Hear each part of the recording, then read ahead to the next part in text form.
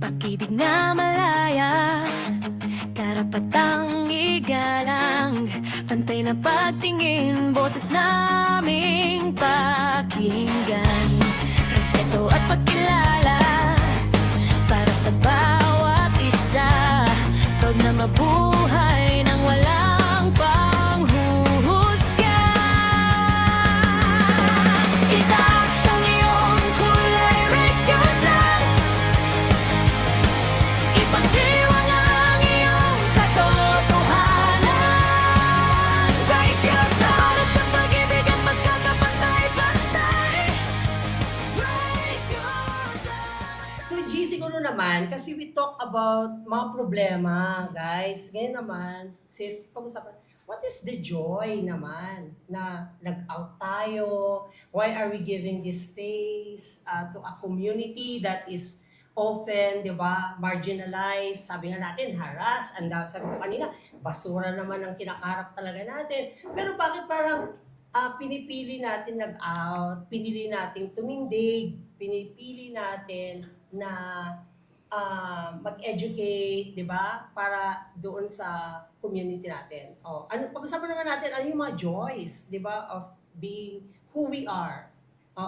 Para hindi naman sila masyadong ma-shock. Na, ay, ba't pa kami mag-out? Ang dami nyo naman, puro problema naman ang dinala nyo. Wala nga batas, walang polisiya. Ang hirap nang pumasok sa trabaho. Hindi mo makapagpalit ng pangalan. Correct. Yeah. So siguro Let's sa talk akin, about that. Yeah. siguro one thing for me is, I think the joy of being represented, no? Now, kasi parang ngayon, di ba, even in the entertainment, in the media, and other industries, no, you will see some transgender people. Kasi I think during my time back then, parang walang ganun na parang wala kang makikita ang representation of transgender women back then.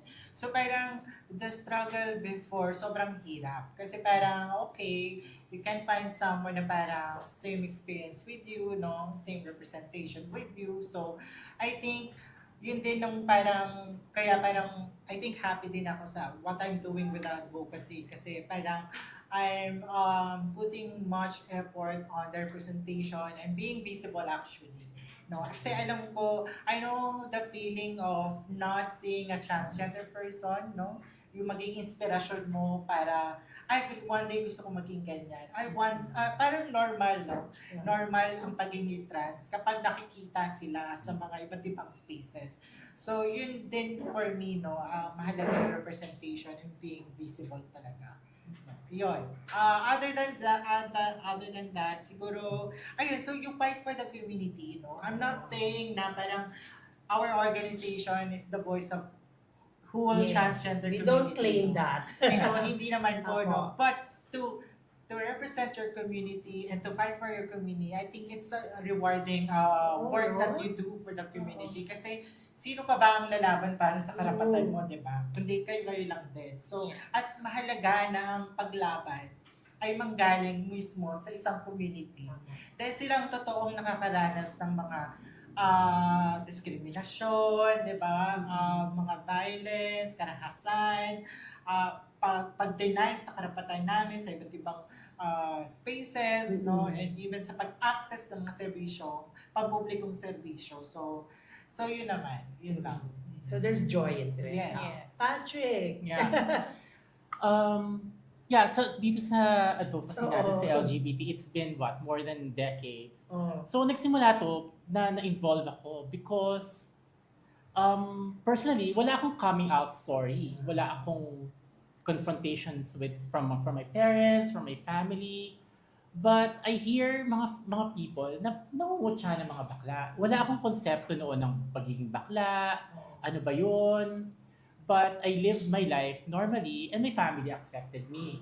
So I would say na wala akong struggles in terms of my SOGI, my sexual orientation and gender identity. But as I grew up, parang nakakarinig ako ng ibang mga tao na parang minamaliit ang isang tao. But wala pa akong konsepto about gender. Pero parang naintindihan ko na naaawa ako sa kanila. Naawa ko bakit siya hindi lumalaban, bakit niya tinatanggap yon, hindi siya fight back. Awa na, empathy, Oh, no? empathy, hindi nakaawa. Ako naman, wala rin naman ako magawa Yes. dahil bata ako, teenager. So, wala naman akong coming out story sa mga parents ko. Pero I feel like I was accepted as who I am na pagiging isang gay man. Bakla. So, tanggap ng family ko, tanggap ko. I was able to meet friends na same gender identity. So, I would say na as growing up na-expose ako sa mga tao, nakarinig tayo ng mga balita, na-expose tayo sa iba't ibang mga friends, mga people, mga stories na parang hindi tama pakinggan na nangyayari ang pangungutya, pangmamaliit sa kung ano sila, kung bakla siya o tomboy, parang hindi tama pakinggan na minamaliit siya dahil ganun siya.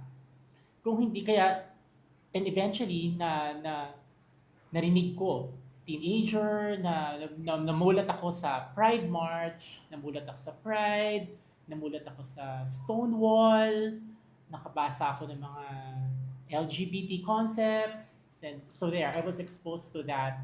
And eventually, I got engaged. So, na-enjoy ko siya, na-meet ko sila Sir Danton Remoto, sila ang MCC, Father Mickley, ang one of the organizers ng first Pride March. And narinig ko rin yung mga UP Babaylan. So, namulat ako sa meron pala mga organization at mga Yeah. sektor na lumalaban sa mga pangungutya na nakita ko. So, eventually I joined, and I became part of Ladlad also, na talagang nakita ko, maganda tong organization because hindi lang ito visibility, ito ay meron ding konkretong plano para wakasan yung mga pangungutyang nangyayari. So there, Na pinakaharap natin. kaya kinakaharap ngayon, noon at ngayon. Ayan. So, yun yung from personal to Mhm. naging organization. Yes. Venus. Ako ate, siguro I Yeah. wanna highlight, no? Sabi nga ni Gigi, di ba, yung representation. Highlight niya yung Yes. representation. Si Patrick naman, visibility. Mm-mm. Ako, ang gusto kong i-highlight bilang isa sa mga joy natin, no, sa community is, especially now, us providing inspiration to the younger ones. No? Napaka-importante siya sa akin kasi, of course, you know, us, or maybe I'm speaking for myself, no? Growing up, wala akong nakikitang trans woman na very inspirational, Oo. no? Ang media before, pinoportray ang mga trans women bilang either sex workers, Yeah. di ba? In a very, kumbaga, negative way. Yeah. Pinoportray talaga ang trans women before. So, you know, when I entered UP, doon ko nakita or doon ko na realize yung ano ba yung kahalagahan ng pagiging isang trans woman at gaano kahalaga na magbigay ka ng inspirasyon, maging model para dun sa mga batang trans woman, no? So, sabi nga ng boss ko sa akin sa work, parang ako lang yung trans women leader sa workforce industry. So, pride siya sa akin. And napakahalaga no kasi dun sa Marikina, no, yung mga batang trans women sa Marikina, they look up to me. You know, they talk to me, they ask for kumbaga guidance, no. And napakahalaga siya. No, us being advocates, we're not just advocating for ourselves, but we're also advocating for the future generation of the community. So, you know, now na may nakikita sila siguro sa akin and hopefully sa akin, no, nakikita sila na isang trans woman na leader, hindi lang hindi siya hindi sex worker, hindi parlorista, but isang leader sa isang malaking kumpanya.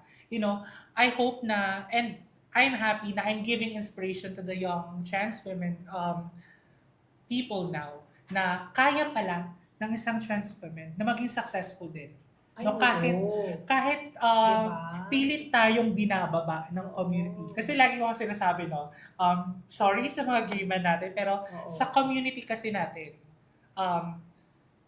ang LGBTQ plus community nasa pinakababa, di ba? Oo. Sa Totoo po mundo yun. ng LGBTQ plus community, ang trans women, tayo rin ang Na- nasa pinakababa. Nahuhuli na. Yes. Oo. So, kaya ako talaga, Oo. binababa nila kami. Charot. Tama naman yun, di ba? Kasi umusad na Oo. po yung lesbian and gay. Yes. Mas Diba? accepted. Yung tina lang po nahuhuli pa. Yes, mas accepted ang mga gay men, ang mga lesbians. Tapos kapag sa mga trans na parang Without prejudice, oo, ha? nakagano na sila.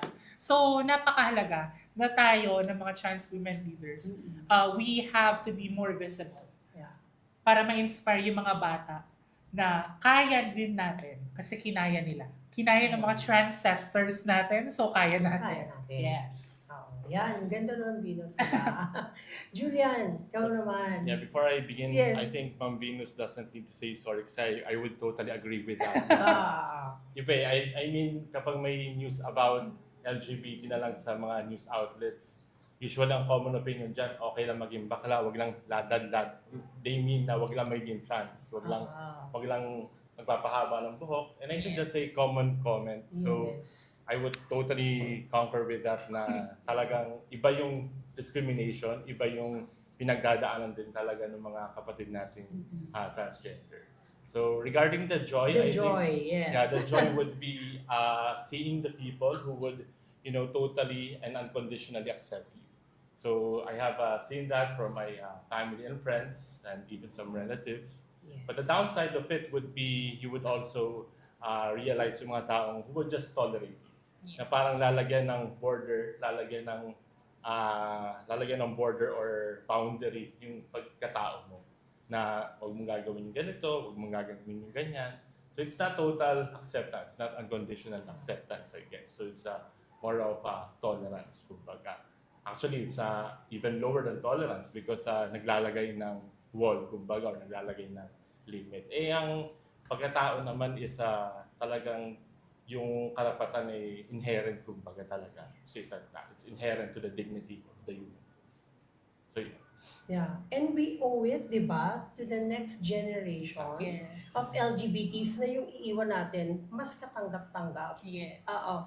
And although we don't say, di ba, na, do you agree with me na yung coming out naman talaga is a personal process. yeah, We're yeah. not pushing na, dapat Definitely. mag-out na kayo. But there's a different kind of joy, freedom, of being out, being who you are, hindi mo tinatago, at nagmamahal ka sa gusto mo. Di ba? Ibang kalayaan po Yes. yun. Oo. Yung sa Pride, di ba sinasabi natin, bakit tayo mga advocates and activists? Kasi sinasabi na parating mga, killer joy. Bakit naman daw nagsasaya sila? They're flamboyant, they're in celebratory mood. There tayo naman, no, we go back to the call for protest. Pride is a protest. Pride is a call for the passage of SOGI SC. Bakit, G? Bakit binabalik natin lahat doon? Although we celebrate, of course, Yes. we are, during Pride. But bakit napakalaga na Pride is a protest? Sige. I think kailangan talaga siya ibalik doon. No? Dapat, yun naman talaga kasi yung pinagmulan at tinungtungan ng ating Pride. No? Kasi, ayan, sabi mo nga nagpinata. Tapos na sa puberty stage, Oo. di ba? So, Nag-evolve na yung pangalan. nag-evolve na yung pangalan, Oo. di ba? Pero for so many years, wala pa rin. So, I think kailangan pa rin talagang i-intensify, strengthen yung laban talaga para magkaroon na ng batas para sa SOGI bill. And siguro, I think, maganda rin tignan na despite na wala pa tayong national law on discrimination, di ba, against discrimination, meron tayong mga ordinances that works sa mga cities and municipalities. At for our community is very helpful kasi kahit wala pang national law, no, at least yung mga kapatid natin sa LGBTQIA+ community, nagagamit nila yung mga ordinances, di ba? Meron na nga tayong right Bubutas to care. tayo doon, no? Diba? Then walang Wala. pambansang batas, bubutas tayo sa mga Unti-unti. piecemeal Yes. legislation. Oo. So, parang ang nangyayari ngayon is pwede tayong bottoms up. Parang Oo. gano'n. So, Oo. simulan natin sa pinakababa, tapos Pero gawin pa rin natin yung mandato natin na ikasa pa rin, no? I-push pa rin ang ating pinaglalaban for the national law on SOGI bill. So, ayun naman for me, no? Kaya siya mahalaga na balikan natin na Pride is a protest kasi hindi pa tapos ang laban natin. Hindi pa natin nakakamit yung dapat nating makamit bilang LGBTQIA+. So, kung sinasabi nila na ang Pilipinas ay transgender friendly, LGBT friendly, ang Tsaka the first katotohanan, Pride March in True. Asia. Yeah. true, ang katotohanan, kaya tayo may pride ay Oo. dahil gusto natin ilaban yung mga dapat nating ilaban para wala nang diskriminasyon at iba't ibang uri ng Yeah. opresyon na nararanasan ng community. So, yun lang naman. Pache, oo. Or developments. Baka so yun, explain ni Gigi. So kaya po yung protesta, sinasabi namin, though hindi naman po kami nag-object doon na mag-celebrate tayo. Pero parati nating ibabalik doon. Doon yung mensahe na yun. Yeah. Or developments, di ba? Kanina sabi ni Gigi yung mga piecemeal legislations. Talagang achieve, ano yun, small wins natin yan sa Wow. bawat LGUs na magkaroon ng mga ADOs na anti-discrimination ordinances. Bawat city, ina-adapt yan. Pero itong mga pride sa protest na to, mga ganyan, para sa mga tumutuligsa sa atin, para sa kanila, ang sinasabi lang nila, ang pride ay party lang yan. Makukulay na float lang yan sa kalye. But it's more than that. Dahil ang LGBT people, lahat tayo dito, lahat kami dito, lahat nanonood, tayo ay mga manggagawa, tayo ay mga commuter, tayo ay mga businesswomen, businessman, tayo ay driver, tayo mga angkas, mga move it, lahat, mga tindero, tayo ay mga mangingisda, at lahat yon ay may SOGI. At lahat yon ay pinaglalaban. Dahil ang kinakalaban lang dito ay dahil porket ikaw ay mangingisda, pero ikaw ay isang baklang mangingisda, ikaw ay iba sa isang lalaking mangingisda. So that alone ay may boundary, tinatawag ni attorney na boundary na kapag sinama ang usaping gender, nagkakaroon ng divide, nagkakaroon ng division. So that yun ang concept ng pride. Hindi lang siya party, hindi siya floats, hindi lang siya rainbow, hindi lang siya events, hindi ito ay may malaking mensahe na kumakalaban sa pangungutya base sa iyong kasarian at sa pangmamaliit ng iyong pagkatao.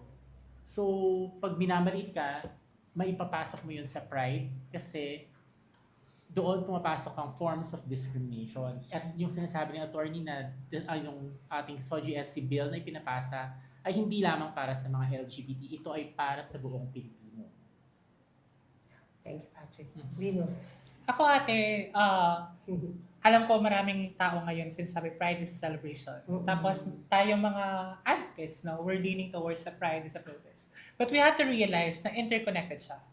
Pride is a celebration at the same time it is a protest. Yeah. You know, we can celebrate but we are still protesting. You know, Yes. we are celebrating because of the milestones, Yes. yung mga nagawa ng LGBTQ+ community. We are celebrating because as simple as buhay tayo, no? We are celebrating our community, our happiness, our wins. But also we are protesting kasi alam mo, despite of us having lots of milestones all throughout the years, napakarami pa rin po na hindi ibinibigay sa atin. As simple as yung basic human right na, di ba? So, and we can celebrate while protesting. And we can protest while celebrating as well. So, I think hindi natin kailangan paghiwalayin yung celebration at protest. Kasi gets naman, celebration parang positive, protest, tinitake siya as negative. Pero we can connect those two, no? Na yun talaga yung essence ng Pride at Pride Month. And sabi mo nga, di ba ate kanina, parang napakatagal na, no, ng laban ng SOGI bill. Ito, sabi to sa akin ng asawa ko na it's funny because Spain Yes. introduced the religion to the Philippines. And now, Philippines is using the religion na para hindi ipasa yung Soji Bill. Oo. Yet, Spain is very accepting. Yes. No, marami pong batas sa Spain na sumusuporta sa karapatang pantao ng LGBTQ+ community. So, Ang sinasabi yung Venus kasi para mas maintindihan nila, yung nagdala dito nung paniniwala natin sa relihiyon na po yan, umusad Yes. na rin po sila Yes. sa pagtanggap sa LGBT community. Pero tayo Pero lagi tayo na nakikilagan. tumanggap lang. Yeah. Nag-receive lang ng paniniwala na yan. Patras. po. Yes, ginagamit siya laging para kumbaga panlaban Oo. para hindi ibigay sa atin. Balakid, Oo. no? Mm-mm. Ayan, kaya ganda. And congrats, kasi she just got married po. Ano So, po? kahit LGBT ka po, you can find a good and happy partner. Yes. Masaya. Julian. Yeah. Babalik tayo sa June 26, 1994. Yung first Pride March. Ang Pride ay protesta, ang Pride ay marcha. Yung recently naging festival, naging celebration, and again, walang masama doon. Parang naalala ko yung conversation namin ng isang kaibigan ko na related dun sa mga festival at celebration. And tinatanong ko, bakit naging festival? Bakit naging celebration? Pero sinabi niya nga na iniengganyo natin kasi talaga yung mga millennials, mga Gen Z, yung mga mas bata sa atin, yung mga mas batang henerasyon na sumali dun sa laban natin para sa Soji Equality Bill. And napagtanto ko na hanggat merong protesta, hanggat merong marcha, at meron pa rin naman, kahit sa 27 ng June, may marcha pa rin. Huwag natin kakalimutan yung marcha because the march symbolizes resistance. Yes. So yung marcha ang importante. So sana tuloy-tuloy yung ating marcha para sa Soji Equality. Yeah. And we give respect, no, to Pro-Gay and Yes, MCC, Yeah. na nagsimula po ng unang Pride March in Asia, ha? Yes. Nauna po talaga ang Pilipinas na mag-celebrate ng Pride March. Pero parang nasa Pag-iwan. black na naman tayo.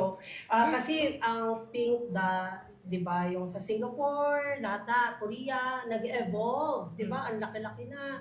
May mga napapasa silang policies, no? Pero dito sa atin, nakikinabang tayo ngayon sa piecemeal legislation, no?